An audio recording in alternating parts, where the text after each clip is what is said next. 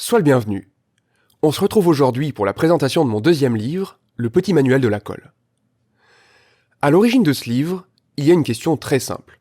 Comment bâtir des fondations solides pour progresser en mathématiques dans le supérieur ? Cette question, qui m'a semblé assez délicate, dans un premier temps, m'a amené à réfléchir, naturellement. Et au final, c'est la colle qui m'est apparue comme un moyen idéal pour développer ces réflexions. Alors pourquoi la colle ?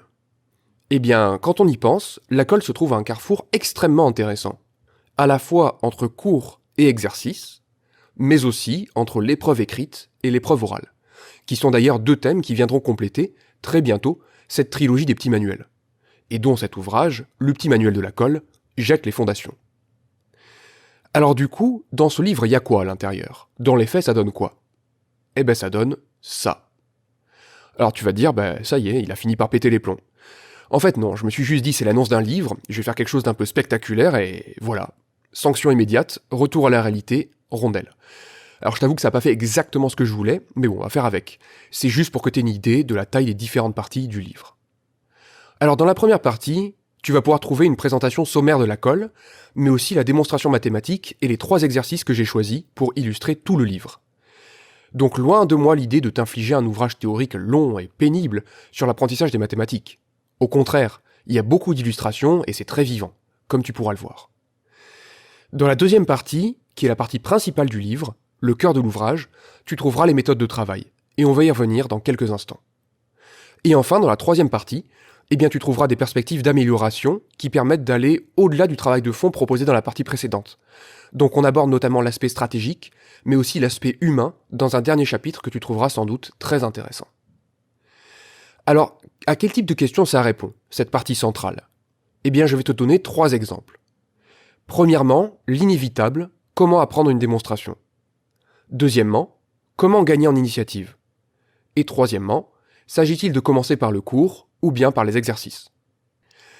Alors à ces 3 questions, et à tant d'autres du même calibre d'ailleurs, tu trouveras des réponses complètes, pratiques et illustrées par des exemples et par les expériences de personnages de mon premier livre. La subtilité ici, et l'intérêt principal de l'ouvrage à mon sens, c'est que ça ne s'arrête pas là. Parce que tu vois Marcel, que tu retrouveras aussi dans le livre, quand il lit « Règle absolue, ne lis jamais la solution d'un exercice » dans une revue qui prétend donner des conseils aux étudiants, il se marre un peu. Et je te garantis qu'il y a de quoi. La question qui a été complètement évacuée, c'est pourquoi suivre cette règle ? Quel intérêt de la suivre et quel intérêt de ne pas la suivre ?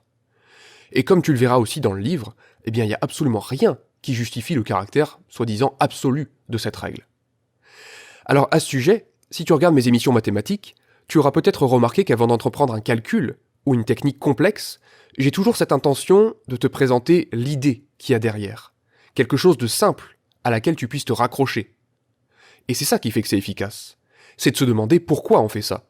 Donc derrière, il y a toujours un questionnement, la volonté de donner du sens à la pratique, que ce soit dans les raisonnements mathématiques ou dans la façon d'être travaillé.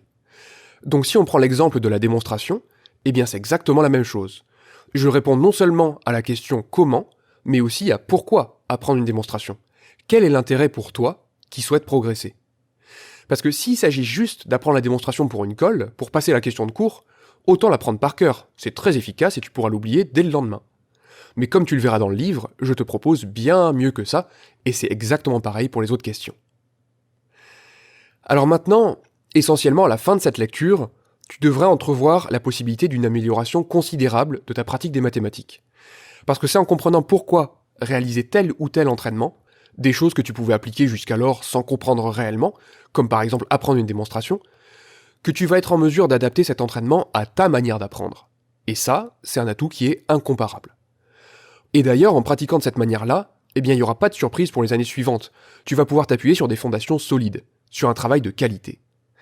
Et enfin, pour un effet secondaire très positif, la lecture de cet ouvrage te permettra sans doute d'aborder l'école sereinement grâce à la sensation du travail bien fait. Et même pour terminer avec un peu d'humour, c'est plutôt le colleur qui va trembler à l'idée de te voir. Surtout si tu laisses dépasser de ton sac, le petit manuel de la colle. À la prochaine.